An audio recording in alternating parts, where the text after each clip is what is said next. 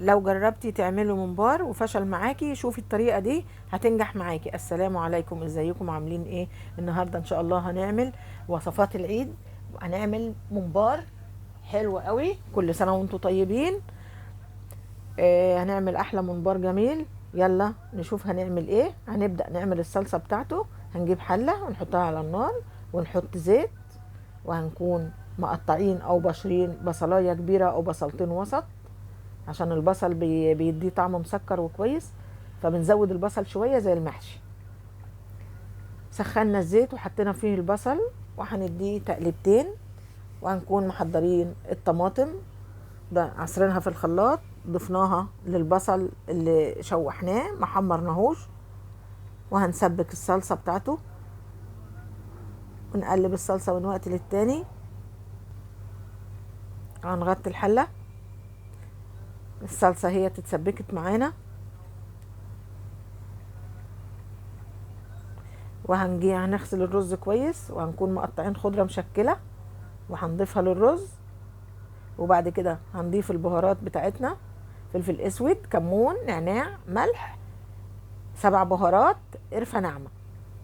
مش عايزه اقول لكم القرفه ديت بتخلي الممبار احلى من بتاع المطاعم والله.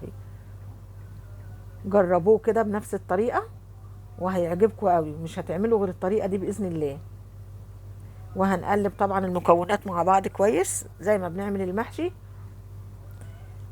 وهنضيف معلقتين بابريكا ونقلب، هيديه لون حلو.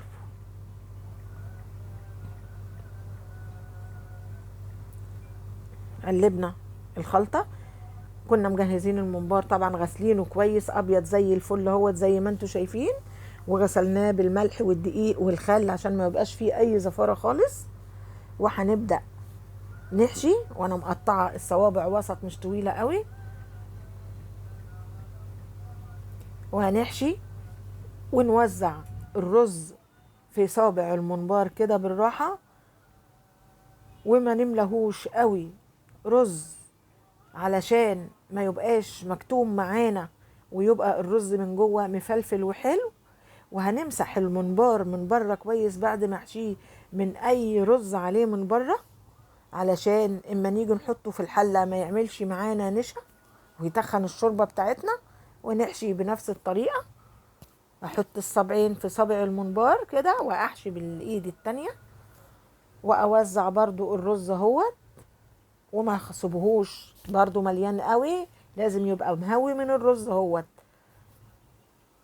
وبعد كده حتى حله على النار فيها ميه، وبحط حله كبيره اكبر من مقدار الممبار كده. خلصنا حشو خلاص، الميه غليت، هبدا احطه في الميه بعد ما تغلي. وزي ما انا قلت ان الميه بتكون مغطيه الممبار كويس جدا عشان ياخد وضعه في السوى. واحط بصلايه وفلفل اسود وورق لوري عشان يدي ريحه حلوه كويسه. وهيطلع ريم شويه معانا، اشيله واقلبه من وقت للتاني عشان ما يلزقش مني في الحله من تحت.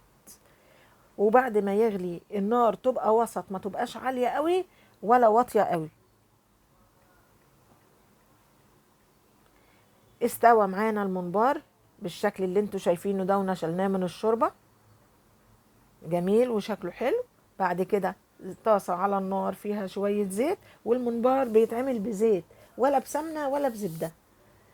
سخنا الزيت في الطاسه، هنبدا نحمره ونخلي لونه وردي كده، ما نغمقوش. وقد ايه ريحته حلوه قوي، ما فيش اي زفاره. ونقلبه على الناحيه التانية مقرمش وطعمه جميل جدا. النتيجه مقربشه والطعم جميل وده شكله بعد التقديم وخطير، مفيش احلى من كده. مين بيحب الممبار المقرمش زيي؟ قولولي في التعليقات. لو عجبكم الفيديو ما تنسوش لايك وشير سبسكرايب. مستنيه رايكم في التعليقات. مع السلامه.